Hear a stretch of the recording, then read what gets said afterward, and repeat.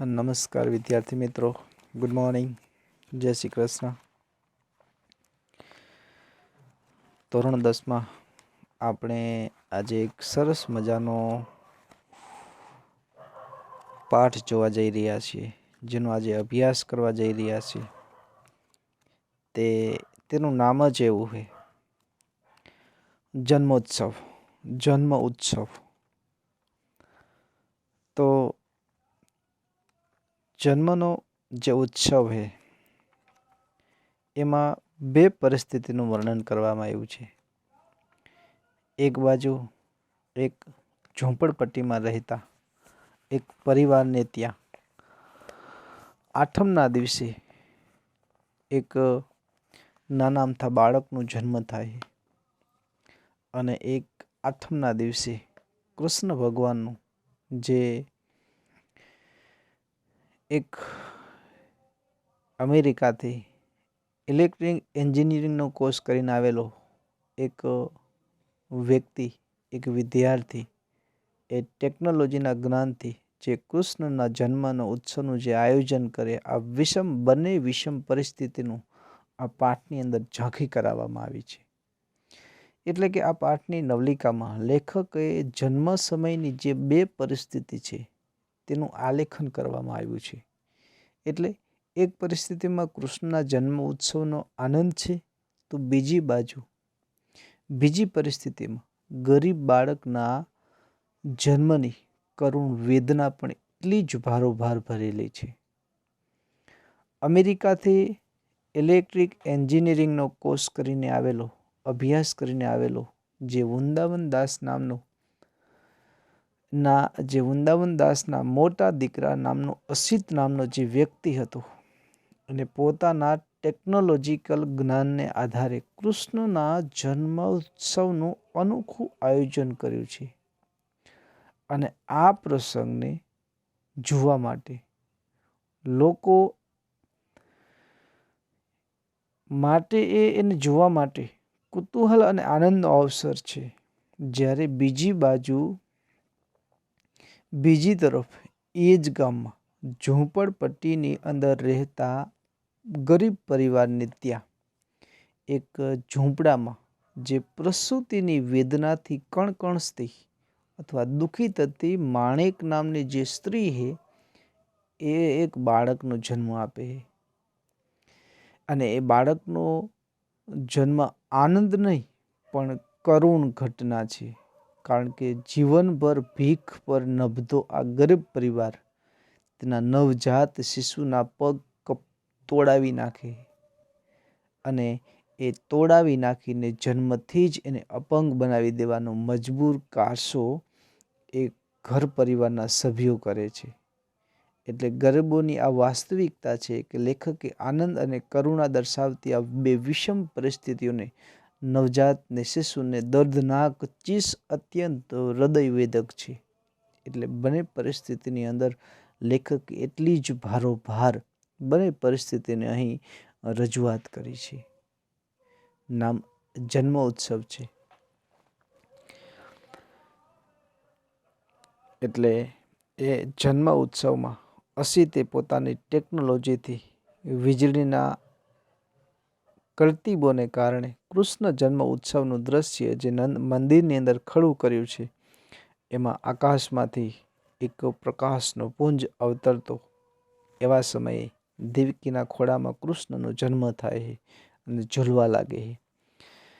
ત્યારે એ મંદિરની અંદર કાસા, ઝાલર, મંજીરા, શંખનાદ, તુમુલ બધાનો ભયંકર ધોર અવાજ થાય છે. અને બહાર બેઠેલા જે શરણાઈવાળા હોય, મુખિયાજી હોય, તમામ અન્નકૂટ ભરેલા હોય, એ કૃષ્ણ ભગવાનને ધરે છે અને કૃષ્ણ લઈને ગોકુળ જવા માટે નીકળે છે. કોણ? તો વાસુદેવ નીકળે છે. બીજી બાજુ એક ગરીબ પરિવારને ત્યાં એક ઝૂંપડપટ્ટીમાં રહેતા એ માણકીને ત્યાં કૃષ્ણ એક બાળકનો જન્મ થાય. આ બાજુ વાસુદેવ કૃષ્ણને લઈ અને ગોકુળ જવા માટે નીકળે. ત્યારે એ માણકીના પુત્રને પગને તોડવા માટે બે વ્યક્તિઓ એને પણ વરસતા વરસાદની અંદર બંને પરિસ્થિતિ વિષમ સરખી છે.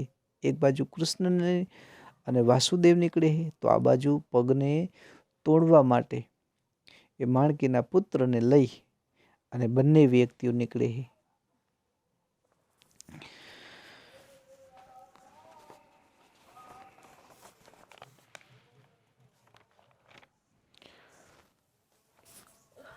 જોઈએ આપણે પાઠને તો જન્મ ઉત્સવ, જેના લેખક સુરેશ જોશી અને સુરેશ જોશીનું પૂરું નામ સુરેશ હરિપ્રસાદ જોશીનો જન્મ સુરત જિલ્લાના બારડોલી તાલુકાના વાલોડ ગામમાં થયો હતો. વડોદરાની મહારાજા સયાજીરાવ યુનિવર્સિટીમાં ભાષા ભવનના અધ્યક્ષ તરીકે સેવા નિવૃત્ત થઈ જીવનના અંત સુધી વડોદરામાં જ રહ્યા હતા.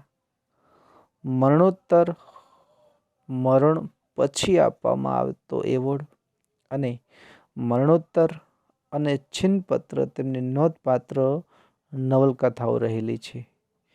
ગૃહ પ્રવેશ એ તેમનો નોંધપાત્ર વાર્તા સંગ્રહ છે. જનાંતિકે, ઇદમ સર્વમ, ઇતિ મેમ મતિ, આવી મારી બુદ્ધિ છે જેવા સંવેદનાસભર નિબંધ સંગ્રહો પણ તેમને આપ્યા છે. કિંચિત ચિંતયામિમંસા, અષ્ટમો અધ્યાય, આઠમો અધ્યાય તેમના વિવેચન ગ્રંથો પણ તેમને આપ્યા છે. અને તેમણે રણજીતરામ સુવર્ણચંદ્રક અને ગુજરાત સાહિત્ય અકાદમી જે ગાંધીનગર અને સાહિત્ય અકાદમી જે ગાંધીનગરમાં આવેલી છે તેના તરફથી પણ તેઓને એવોર્ડ પ્રાપ્ત થયેલા છે. હવે આગળ મેં ચર્ચા કરી એવી જ રીતે આની અંદર પણ એ જ પાઠની વિષય વસ્તુની રજૂઆત કરવામાં આવી છે. ગૃહ પ્રવેશ વાર્તા સંગ્રહમાંથી આ પાઠ લેવામાં આવ્યો છે અને આ વાર્તામાં સમયના એક જ બિંદુ પર બે પરિસ્થિતિનું આલેખન કરવામાં આવ્યું છે, જેમાં અસીતના ટેકનોલોજીના જ્ઞાનને કારણે થતો કૃષ્ણ જન્મ, તેની સાથે ભળેલું લોકોનું કુતૂહલ અને આનંદનો પ્રસંગ છે. જ્યારે માણકીને ત્યાં જન્મ થતો કિશનનો જન્મ કાનજી માટે આનંદનો અવસર નથી, પણ એક કરુણ પ્રસંગ છે. કૃષ્ણના જન્મની પરિસ્થિતિ હળવી શૈલીમાં રજૂ થઈ છે, તો કિશનના જન્મની પરિસ્થિતિ અત્યંત કરુણતાથી ભરેલી છે. કારણ કે જન્મતાની સાથે જ જો એના પગ તોડી નાખવામાં આવે છે, જેથી કરીને એ લંગડો થઈ જાય, ચાલીને અપંગ થઈ જાય, તો એ ભીખ માગીને પોતાનો ગુજારો કરી નાખે, આવી માનસિકતા લોકો ધરાવતા હતા. અને વાર્તાને અંતે કાનજી પોતાના દીકરાના પગ તોડાવીને જીવનભર ભીખ દ્વારા રૂપિયા કમાવાનો રસ્તો કરી દે છે. અને માણિકની લાચારી અને દુઃખ વધારે પીડાદાયક છે. એક માને તેના બાળકનું મુખ પણ બતાવ્યા વિના વગર જીવનભર અપંગ બનાવી દેવા માટે મોકલી દેવામાં આવે છે. આમ જન્મની બે પરિસ્થિતિને એક સાથે બતાવીને વાસ્તવિકતાને અત્યંત કરુણ રીતે સુરેશ જોશીએ અહીં આગવી શૈલીમાં પાઠની રજૂઆત કરી છે. જોઈએ આપણે પાઠને.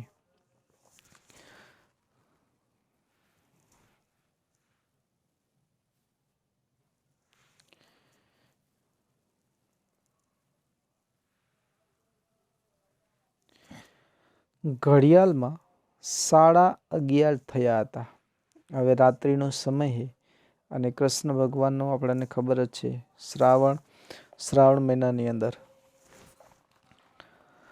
આઠમના દિવસે એ ગોકુળ આઠમ કહીએ ત્યારે રાત્રિના 12 વાગે એમનો જન્મ થાય છે. એટલે ઘડિયાળમાં 11:30 થયા હતા. કૃષ્ણ ભગવાનની જન્મની ભરપૂર તૈયારી થવા લાગી હતી. હવે અડધા કલાકની જ વાર હતી છે ને, કૃષ્ણ ભગવાનના જન્મ ઉત્સવને અડધો કલાકની વાર હતી. લાલ કિનખાબના પડદાની પાછળ કૃષ્ણ જન્મની બધી જ તૈયારીઓ થઈ ચૂકી હતી. જે અસિત નામનો વ્યક્તિ હતો એને પોતાની કળતબથી, યુક્તિથી એ જડીબુટ્ટીના વણાટ કરેલા એ કાપડની પાછળ પડદો ભગવાનનો હોય મંદિરની અંદર, જે પડદો હોય એને આપણે શું કહીએ, કિનખાબનો પડદો કહીએ. તો એ પડદાની પાછળ જ્યારે 12 વાગશે ત્યારે અસિતે પોતાની બુદ્ધિ શક્તિથી કૃષ્ણ ભગવાનના જન્મનું તાદર્શ ચિત્ર ખડું કર્યું હતું. એટલે કે આકાશની અંદર વીજળી થાય, વાસુદેવ તેને લઈ અને ટોપલાની અંદર મૂકી અને ચાલતા થાય. આમ તાદર્શ જેને લાગી શકે આપણને કે આ બનતી ઘટના જ હોય એવું એ વીજળીના કરામતથી અસિતે ગોઠવ્યું હતું. એની પૂર્વ તૈયારી થઈ ચૂકી હતી. હવે અડધો કલાકની વાર હતી. વૃંદાવન દાસનો મોટો દીકરો જેનું નામ હતું અસિત, અને એ અમેરિકામાં જઈને ઇલેક્ટ્રિક એન્જિનિયરિંગનું ખાસ શિક્ષણ પ્રાપ્ત કરીને આવ્યો હતો. એન્જિનિયરિંગ કર્યું હતું અને એ પાછું શેમાં? ઇલેક્ટ્રિકમાં. એટલે વિશિષ્ટ જ્ઞાન તો એની પાસે હોય. એટલે એણે બધાને આશ્ચર્યમાં ગરકાવ કરી નાખે ને એવી તરકીબ યુક્તિ રચી હતી. કારાગૃહમાં એટલે કે જેલવાસની અંદર કૃષ્ણનો જન્મ થાય, વરસાદ વરસે અને વાસુદેવનું કૃષ્ણને લઈને જમુના અથવા યમુનાને ઓળંગીને ગોકુળમાં જવું, આ બધી ઘટનાઓ અસિતે પોતાની બુદ્ધિ શક્તિથી, વીજળીના તરકીબથી બધું આયોજન કર્યું હતું. આ બધું વીજળીના કરામતથી તાદર્શ બનતું હોય ને એવું બતાવવામાં આવતું હતું. આથી બધા આતુર હતા કે લાલ કિનખાબનો પડદો ક્યારે ખુલે અને તેની એ બધા રાહ જોઈ રહ્યા હતા. એટલે કે એ અસિતે જે બનાવેલી, જે પોતાની યુક્તિથી જે ઘટના બનાવી હતી, આખું તાદર્શ, જેને આપણી સામે ઘટના બનતી હોય, જાણે કે કૃષ્ણનો જન્મ થાય, વાસુદેવ કૃષ્ણનો જેવો જન્મ થાય કારાવાસની અંદર, જેલની અંદર, એને લઈ અને વાસુદેવ યમુના નદીને ઓળંગે, ઉપર નાગ હોય, વરસતો વરસાદ હોય, એ તમામ ઘટના જાણે કે અસિતે પોતાની બુદ્ધિ શક્તિથી, વીજળીની કરામતથી એ બનાવી હતી. કારણ કે એન્જિનિયરિંગની અંદર એ અમેરિકાની અંદર ઇલેક્ટ્રિક એન્જિનિયરિંગ કરીને આવ્યો હતો. એટલે એ તમામ ઘટના એ માણસોને દેખાડવાની હતી. એટલે માણસો પણ એ ઘટનાને જોવા માટે કેવું નવી યુક્તિ આને કરી હશે એ જોવા માટે તમામ લોકો ત્યાં ભેગા થયા હતા. એટલે એમને પણ હવે તો 12 વાગે, જલ્દી 12 વાગે, અને અસિતે રચેલી જે દુનિયા માયાજાળ હતી એને જોવા માટે તલપાપડ હતા.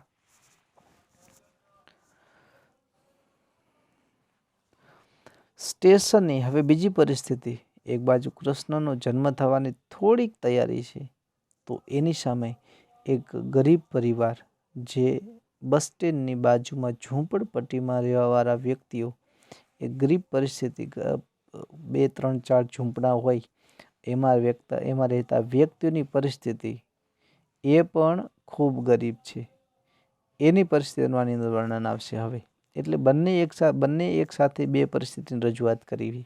આ તો આ પાઠની વિશેષતા કહી શકીએ. સુરેશ જોશીની આ વિશેષતા છે.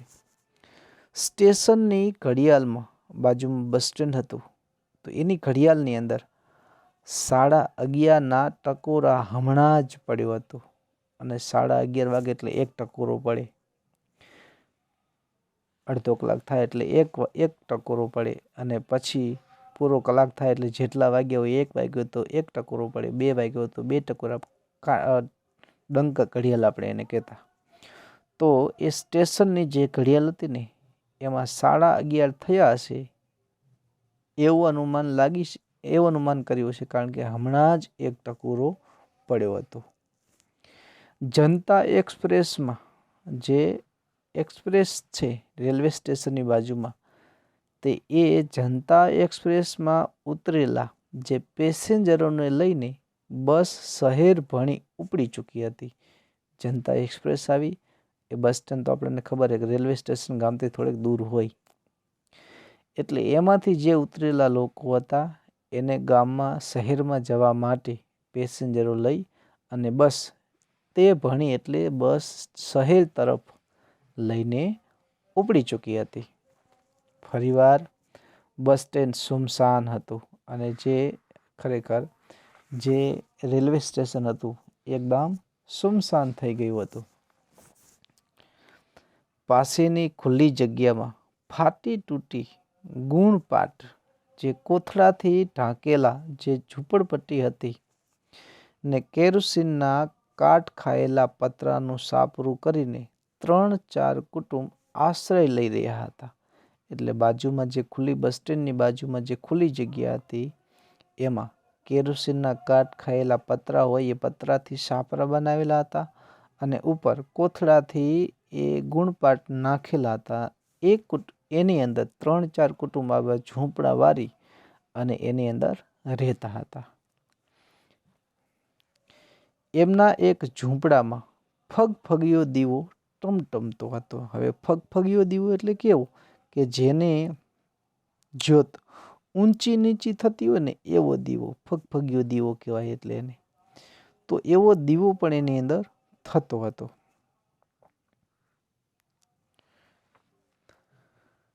કોઈ સ્ત્રીના કણસવાનો અવાજ એ નિસ્તબ્ધતામાં સંભળાતો હતો અને કોઈક સ્ત્રી પોતાના બાળકને જન્મ આપતો હોય એવો કરુણતાનો અવાજ ત્યાં સંભળાતો હતો. પણ એ ઝૂંપડાની વસ્તીએ એના તરફ ધ્યાન ન આપ્યું હોય એમ લાગતું નહોતું. પણ જે ઝૂંપડામાં રહેતા લોકો એના તરફ ધ્યાન આપ્યું હોય એમ લાગતું નહોતું. એના ઉપર કોઈ ધ્યાન આપતું ન હતું. ત્યાં અડધા ઊંઘમાં અને અડધા જાગતા હોય એવી અવસ્થામાં કોઈ બોલતું સંભળાયું.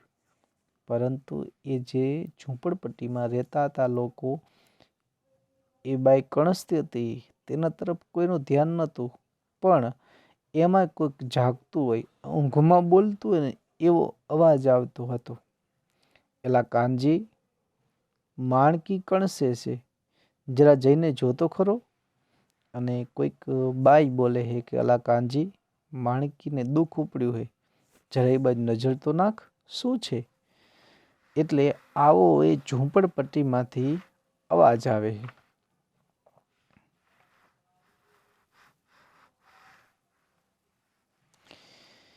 બીજાએ પણ એવા જ અવાજે જવાબ આપ્યો. સામેથી પ્રત્યુત્તર આપે છે, જવાબ મળે. એમાં હું જોવા જાઉં તું વખત થયો લાગે છે. હવે એમાં હું જોઈને શું કરું. ખરેખર એને બાળકને જન્મ આપવાનો સમય થયો હોય ને એવું ખરેખર લાગે છે. વખત થયો લાગે છે. વખત થયો હોય ને એવું લાગે છે. અંધારે ખૂણેથી કોઈક ડોશી ખોખારા કર્કશ અવાજે બબડી. ખરાબ અવાજે ડોશીનો કળાવ જીભી હશે જે કાનને ખૂંચે ને એવો અથવા કાનને ન ગમે એવા અવાજે એક ડોશી બબડી એટલે બોલી. માણકીએ જબરી ને એના પેટમાંનું છોકરું જબરું માળું. ખરેખર માણકીએ જબરી હે એટલે જોરદાર હે. અને એને જેને જન્મ આપવાનો હતો એ બાળકે ખરેખર જબરું લાગે છે. ટંકણખાર દીધો તોય કોઈ ન વળ્યું. ખરેખર ટંકણખાર દીધો ને તોય કોઈ ન વળ્યું. ટંકણખાર એટલે શું એ પણ આપણે યાદ રાખશું. એ નામનો એક ક્ષાર કહી શકીએ. એ છતાં પણ કાંઈ ન થયું.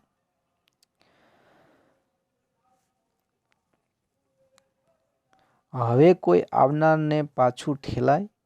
હવે જે બાળકનો જન્મ થવાનો હોય એને આપણે કાંઈ કરી શકીએ નહીં. કર કાંઈ બાપલા, છૂટકો છે. હવે એને જન્મ એને આપવો જ પડશે. એટલે આપણે બધાએ સાથે કંઈક મળીને કરવું જ પડશે. ઘડિયાળનો કાંટો આગળ વધતો હતો. હવે 12 વાગ્યાની નજીક પહોંચવા સમય જઈ રહ્યો હતો. માણેક કરાતી હતી. ખૂબ દુઃખ થતું હતું.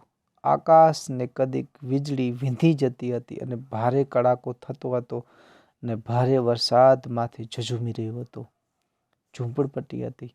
આકાશની અંદર વાદળો કાળા ડિબાંગ ચડીને આવ્યા હતા અને જાણે કે હમણે વરસાદ વરસશે એવું વાતાવરણ ભયંકર બની ગયું હતું. ઘડિયાળનો કાંટો આગળ વધતો હતો. ઉપરના ઓરડામાં વિશાખા અને ધનંજય ટોળા વચ્ચેથી સરી જઈને હવે કઈ પરિસ્થિતિનું વર્ણન આવે છે? કૃષ્ણ ભગવાનની પરિસ્થિતિનું. અને ઘડિયાળનો કાંટો આગળ જેમ જેમ આગળ વધતો જતો હતો, હવે અસિતની કરામત જોવા માટે કોણ? તો વિશાખા અને ધનંજય નામના બે વ્યક્તિઓ એ કરામતને જોવા માટે એ ધીરેથી ટોળાને ખબર ન પડે ને એ રીતે ત્યાંથી મકાનમાંથી એ સરકીને આગળ ચાલ્યા આવે.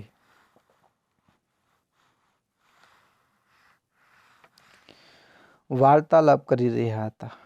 એમને એમ લાગ્યું કે હવે તો નીચે જવું જ પડશે અને એ બંને કોઈને ખબર ન પડે એ રીતે સરકીને ધીમેથી એ પણ નીચે આવે છે. વૃંદાવનદાસ અને તેમની મંડળી બેઠકમાં ભાગવતનું શ્રવણ કરતી હતી. તે પણ હવે વખત થતાં આવ્યો જાણી ઠાકોરજીના ઓરડા તરફ આવવાની તૈયારીમાં હતા. હવે વૃંદાવન અને તેના જે ટોળકી હતી ભજન ગાવાવાળી, એ પણ ભજન બંધ કરી જે ભાગવતનું શ્રવણ કરતા હતા, સાંભળતા હતા ભાગવત, એ પણ હવે બંધ કરી અને ઠાકોરજી કૃષ્ણ ભગવાનનો જન્મ થવાનો હતો એટલે એને જોવા માટે ઓરડા તરફ એ પણ આવી ગયા હતા. સાથે સાથે મધુસૂદન અને એની જે મિત્ર મંડળી હતી એ બ્રિજના 2 રબર પૂરા કરીને એક જાતની રમત છે, એ રમત 2 વખત રમત પૂરી કરીને અસિતની જે કરામત હતી, જે વીજળીથી કરામત રચી હતી, એને જોવા યથાસ્થાને એટલે બેસવા લાયક જગ્યા હોય ત્યાં પોતાની જગ્યાએ ગોઠવાઈને બધા ટપ્પા હાંકી રહ્યા હતા, એટલે ગપાટા મારી રહ્યા હતા. પોતાની જગ્યા શોધી અને એ યોગ્ય જગ્યાએ બધા ગોઠવાઈ ગયા હતા અને અંદરો અંદર વાતો કરતા હતા. કોણ? તો કે મધુસૂદન અને તેની મિત્ર મંડળી એ બંને બ્રિજની રમતને પૂરી કરી અને એ પાનાની એક રમત છે જે આપણે હથિયો કહીએ, તો એ રમત પૂરી કરી અને બંને પાનાની રમતમાં ગુણ મેળવવાની એક જાતની એ રીત છે અને સાથે સાથે એ પૂરી કરી અને ઠઠ્ઠા મસ્કરી કરવા બધાય પોતાની જગ્યા ઉપર બેસીને ઠઠ્ઠા મસ્કરી કરી રહ્યા હતા, આડી અવળી વાતો કરી રહ્યા હતા. અસિત સાવ નિશ્ચિત બનીને એક બાજુએ રીતા જોડે વાતો કરતા હસી હસીને બેવડો વળી જતો હતો અને અસિત પોતાની તમામ તૈયારીઓ કરી નાખી હતી અને તૈયારીઓ કરીને રીટા નામની જે પ્રશ્ન નીકળી શકે, કોની સાથે ગપાટા, કોની સાથે વાતો કરીને હસી હસી પર બેવડો વળી જતો હતો, તો કે એ રીટા સાથે વાતો કરતો હતો અને ખૂબ હસી હસીને એટલા બધા એને દાંત આવતા હતા તો એ બેવડો વળી જતો હતો. ત્યાં સણિયું પહેરીને મુખિયાજી આવ્યા. તો એ કૃષ્ણ ભગવાન, આપણે ખબર છે પૂજારીની દ્વારકાધીશના તમે ગયા હશો તો એ કૃષ્ણ ભગવાન જેવા વાઘા પહેરીને આવે, તો એ સણિયું પહેરીને એ શણનું કપડું એ પહેરીને મુખિયાજી આવે છે અને નિજ મંદિરમાં જઈને છેલ્લી તૈયારીમાં તે પણ પૂરવાઈ ગયા. હવે કૃષ્ણ ભગવાનની છેલ્લી તૈયારી હતી એના કામમાં એ પણ વ્યસ્ત થઈ ગયા. કૃષ્ણ જન્મનું મુહૂર્ત નિકટ ને નિકટ આવતું ગયું. નિકટ એટલે નજીક, મુહૂર્ત શબ્દ આપણે યાદ રાખશું, જોડણી. તો કૃષ્ણ એટલે 12 વાગ્યાની પૂર્વ તૈયારીમાં હતા. ભીત પરના ઇલેક્ટ્રોનિક ઘડિયાળનો મોટો અથવા નાનો કાંટો એકબીજાને નજીક આવવા લાગ્યા.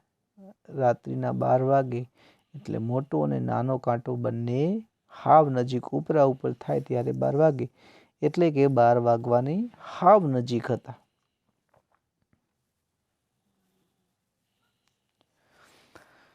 સાથે વળી પાછી કઈ પરિસ્થિતિનું વર્ણન આવશે? તો કે ઝૂંપડપટ્ટીનું આવશે. એટલે અસિતે પોતાની તમામ કરતબો તૈયારી કરી નાખી હતી. 12 વાગ્યાની તૈયારી હતી એટલે આજુબાજુના જે માણસો હતા એ એને જોવા માટે પોતાની જગ્યાએ ગોઠવાઈ ગયા હતા અને સ્ટેશનના ઘડિયાળના કાંટા પણ એકબીજાની નજીક આવતા જતા હતા. માથા પર ઝઝૂમી રહેલા વાદળ હવે તૂટી પડ્યા હતા અને આગલા ફકરાની અંદર આપણે વાંચ્યું હતું, ભણ્યા હતા કે આકાશની અંદર ખૂબ ભયંકર વાદળો વીજળી સાથે કડાકા થઈ રહેતા, જાણે કે હમણાં વરસાદ આવશે. હવે વરસાદની શરૂઆત થઈ ચૂકી હતી અને વરસાદની ઝડી વીજાવા લાગી, એટલે ઓચિંતો વરસાદ પડવા લાગ્યો. બસ સ્ટેન્ડ પાસેના સાપરા ઉડું થઈ ગયા. સાથે પવન હતો એટલે એ જાણે કે પતરા એના ઉડી જતા હોય ને એવું લાગવા લાગ્યું. સુસવાતા પવનના અવાજમાં હમણાં જ સ્ટેશનને ગજાવી મૂકીને આવેલા ગુજરાત મેલના અવાજમાં માણેકના કરાજવાનો અવાજ સ્પષ્ટ સંભળાતો ન હતો. હવે એક બાજુ વરસાદ હતો અને એક બાજુ મેલ આવી હતી, ગુજરાત મેલ, એનો અવાજ હતો. એટલે જે માણકી હતી એને દુઃખ પડ્યું હતું. એ જે કણસતી હતી ને એનો અવાજ બીજા કોઈ પાસે જતો ન હતો, કારણ કે ગુજરાત મેલનો અવાજ અને વરસાદને ગરજવાનો બંને અવાજ ભેગો થઈ ગયો હતો, એટલે માણકીને કણજવાનો અવાજ કોઈને સંભળાતો ન હતો. પેસેન્જરોને કારણે બસ સ્ટેન્ડ થોડી વારને માટે જાગતું થયું. માણસો અવર જવર વધી ગઈ એટલે માણસોનો અવાજ થવા લાગ્યો.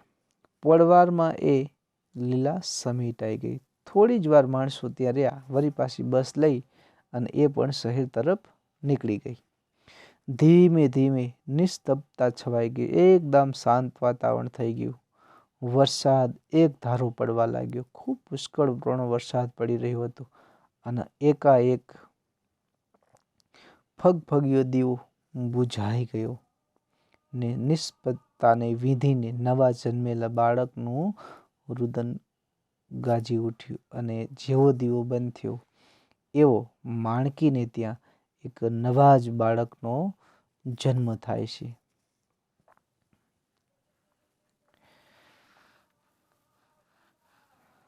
હવે આ બાજુ કિશનનો જન્મ થઈ ગયો છે, ત્યારે ઓલી બાજુ 12 વાગી ગયા, એટલે કૃષ્ણ એ બાજુ પણ કૃષ્ણનો જન્મ થવો જોઈએ. તો હવે પરિસ્થિતિ વળી પાછી કૃષ્ણની આવશે. ઘડિયાળના 2 કાંટા ભેગા થતા સાથે જ કિનખાબનો જે લાલ પડદો હતો એ સર કરતોકને સરી ગયો. એ 12 વાગ્યા એટલે પડદો એક બાજુ લઈ લેવામાં આવ્યો અને આકાશમાંથી તેજનો પુંજ અવતરતો હોય તેમ ઝબકારો થયો, જાણે કે કંઈક આકાશમાંથી પ્રકાશનો પુષ્કળ પ્રમાણમાં પ્રકાશ થાય ને એવો મોટો ભયંકર અવાજ થાય છે પ્રકાશ સાથે. અને દેવકીના ખોળામાં બાળકને રૂપે એ તેજપુંજ ઝૂલવા લાગ્યો. આ બાજુ કિશનનો જન્મ થયો અને આ બાજુ કૃષ્ણ ભગવાનનો દેવકીના ખોળામાં રમતો બાળકનો જન્મ થઈ ગયો. કારાગૃહના અંધકારમાં તે તેજપુંજ અજવાળું પાથરતો હતો. કૃષ્ણ ભગવાનનો જેલવાસની અંદર થઈ ગયો હતો, ઝૂંપડીમાં થયો હતો, એ પણ કારાવાસ જેવું જ હતું. ઝૂંપડીમાં દીવો બંધ થઈ ગયો હતો, અંધારામાં જન્મ થયો હતો કિશનનો. તો આ બાજુ કારાવાસ એટલે કે જેલમાં પણ એકદમ અંધારું હોય ત્યાં જન્મ થયો હતો. પણ કૃષ્ણ ભગવાનનો એટલો બધો તેજસ્મય હતો કે એનો તેજપુંજ હતો, પ્રકાશ હતો, એ આજુબાજુમાં પ્રકાશ પાથરતો હતો. ઘડીક બહારનો ઝબકારો અંદર ડોક્યું કરી જતો હતો અને જે ઘડીક એનો જે પ્રકાશ થતો હતો એને કારણે આખું વાતાવરણ તેજમય ઘડીક માટે બની જતું હતું. અને એકાએક કાંસા, ઝાલર, મંજીરા અને શંખનો તુમુલ ધ્વનિ એ સંભળાવા લાગ્યો. જે વાજિંત્રો હતો એનો પુષ્કળ અવાજ થવા લાગ્યો. બહાર બેઠેલા જે રામદીન શરણાઈવાળા પ્રભાત નહોતું થયું છતાં પણ એ બિભાસના સૂર છોડ્યા. સવારના સમયે ગવાતું એક રાગનું નામ હે બિભાસ. છતાં સવાર નહોતું થયું, છતાં પણ રાત્રિના 12 વાગ્યા, છતાં પણ શરણાઈવાળે એ પ્રભાસના રાગનું ગાવા લાગ્યો. પ્રેક્ષકો ઊભા થયા અને કૃષ્ણ જન્મના રંજન કાર્યક્રમનું એક પર્વ પૂરું થયું અને દરેક લોકોએ એને ખૂબ વધાવી લીધો. બધાએ ધૂન સાથે ગાવા લાગ્યા અને જે લોકો હાજર હતા એ કૃષ્ણ ભગવાનના દર્શન કર્યા.